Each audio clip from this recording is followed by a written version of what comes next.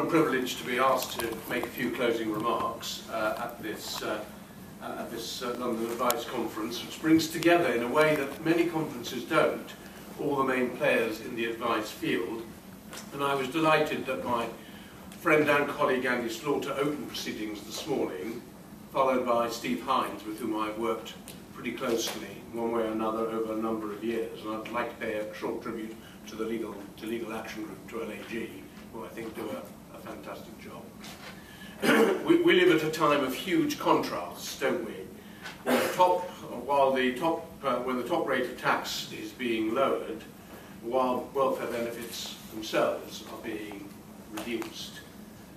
When central London property prices rise and rise, while on my walk home to my flat down Tothill Street in Westminster at about 9 to 10 o'clock in the evening, I see men and women, old and young, British and non-British, gathering in small groups so that they are there when the soup kitchen arrives.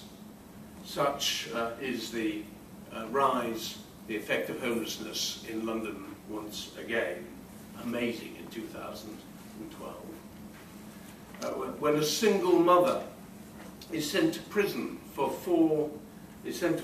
for dishonestly receiving a pair of children's shoes, while some banks behave corruptly and fraudulently and seem to be free of the criminal law altogether. Astonishing contrasts.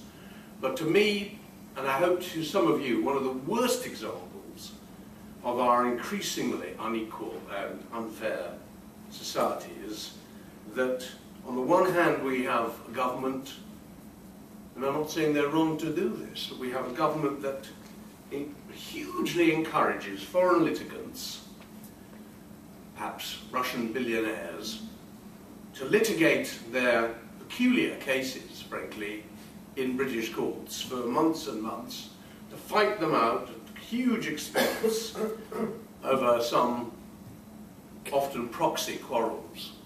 While at the same time, and this is what we're talking about today, the same government forces through legislation that will have the inevitable effect of preventing our fellow citizens from getting early, legal, inexpensive advice on issues that concern their everyday lives. It will have the effect of diminishing the amount of advice that will be available as advice centres, whether they be law centres, CABs, other advice centres, are forced to reconsider their positions and in some cases to close, and will have the inevitable effect that legal problems will just not be dealt with, because they'll, as a result, will become worse and will lead to more chaotic lives, breakdowns, and huge expense, both in terms of human suffering and also, and this is the absurdest thing of all, much greater government expenditure in the end, when the government has to start, the state has to start picking up the pieces, than they could possibly hope to save by not implementing this at all. That's why part one of LASPO is in part, in my view, is wicked. Royal assent was given on the 1st of May. It should have been actually a month earlier, shouldn't it, on the 1st of April, April Fool's Day. But if there's a more foolish, more stupid, more of a sick joke piece of legislation, then I don't know which one it is. Everything I've said you all know full well. You're the people who perform this vital work day after day, week after week. And you protect the legal interests of those who would otherwise have no or little access to justice. You actually change people's lives. It seems to me, in spite of warm words and a little money, and it is actually very little money, it doesn't nearly get anywhere near covering the loss there'll be from the removal of legal aid, that the government has little or no appreciation of the vital job that you do. If they had, I asked a rhetorical question, I suppose, how could they have legislated to decimate social welfare law in the way they have. We know the Brave New World has begun, the 10% cut on pretty poor fees anyway from the 1st of October last. The pressure is on. Local authorities, of course, have sometimes had to cut back, or chosen to cut back, in Hammersmith and Fulham's case, on their contribution. And of course, from the 1st of April 2013, it just happens to be the date we've had this discussion on which universal credit comes in. What access to justice will people have when these welfare benefits are, as they will be, in many cases, hopelessly miscalculated?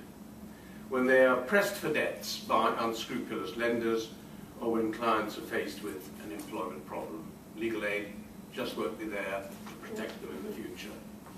So while preparing for the uncertain future, as you are all doing, and that is the point of this last discussion, my own view is that you shouldn't leave behind you the anger and the cold fury that I suspect you feel about this piece of government legislation. None of it was necessary. It really wasn't. The system, far from perfect, I think underfunded, but it actually worked. It helped people in the real world with real problems. And the justification that the alternative will save money and somehow still help as many people is frankly risible. It's laughable if it wasn't so sad. There could have been cuts made in legal aid, of course. Government did have a choice. Didn't have to choose social welfare law to cut. It's a pretty minimal part of the budget anyway. What, 200 million out of 1.2 billion? Everyone knows, this is certainly my own view, that criminal legal aid which covers the majority of legal aid spend, is arguably too high. They're bad examples as far as criminal legal aid. Why did the government choose this part of the legal aid fund to cut? Well, this conference shows how well you work together, and I'm now talking about the future, how essential it is that even greater unity is shown. I think we all have a formidable opponent. It's not sensible, it plays into the government's hands if there are public arguments about how organisations should respond to the crisis that is being forced on them. It's about survival now, and we should respect the different decisions that organisations have to take to actually keep going. Part of that unity is in communication, it seems to me. One of my complaints about the passage of the bill, and I was having a word with the chair of it earlier, is that the almost non-existent coverage it had in our national media, both print and broadcast. This was a bill that affected the lives of the poorest and the most vulnerable in our country. It affected access to justice and the rule of law, and it also suffered, as it happens, politically defeat after defeat in one of the Houses of Parliament and had a difficult parliamentary time. And yet, apart from some articles in The Guardian, which I think actually Patrick Taunsley is probably responsible for some of them anyway, this bill might as well not have been happening at all. The Times, for example, the Times newspaper that has a column every Thursday, 2 pages, hardly ever talked, except in a very good David Panic article months ago, never even brought this subject up. The BBC, apart from our chairman's programme, which I think, as always, you and yours has always dealt with the advice sector, hardly touched it. And I think that's a scandal. But that there were any communication at all was down to social media, actually. And I want to encourage more use of this in the months and years ahead. Even I was forced into tweeting, and I'm the biggest, technology phobe you'll ever find. And joined in with other organisations who did an absolutely great job. And I want to, if I may, praise Patrick over there with iLegal, absolutely superb. Absolutely superb. And also join that, if I may, with my legal forum that Nick runs from down the southwest. And there are others too, Legal Aware. These are absolutely critical, that seems to me, in the months and years ahead. There's no point of all of us being on the same side and having the same view about all this, but actually not communicating with each other about what's happening and what's going on. We need to be in touch, not just at conferences like this, but more often, week by week, day by day, because it doesn't matter which government's in power, isolation plays straight into the government's hands. Absolutely. If we're all doing our own thing, and we don't know what the others are doing, and we're not helping each other, then that's a very serious situation. I'm going to finish by saying this, that the job that you do, and the advice sector does, is fundamental for the kind of society that most of us want to live in, and you have to keep doing it. But don't forget, in employing guerrilla tactics or whatever you have to do to keep going, whatever innovative tactics you have to do to keep going, don't forget legal aid. It may be that Adam's right. Maybe he's right, that legal aid will never come back in quite the way it's gone. But actually, any decent legal aid system surely has to be involved, if it's to exist at all, with social welfare law. How can you have a legal aid system that doesn't touch on this fundamental part of law? And any decent system of social welfare law, I would argue, has to have a significant legal aid element. The state has to be involved. It's part of the duty of the state in a modern, democratic, open society to look after the poorest and the most vulnerable, particularly if we believe in access to justice.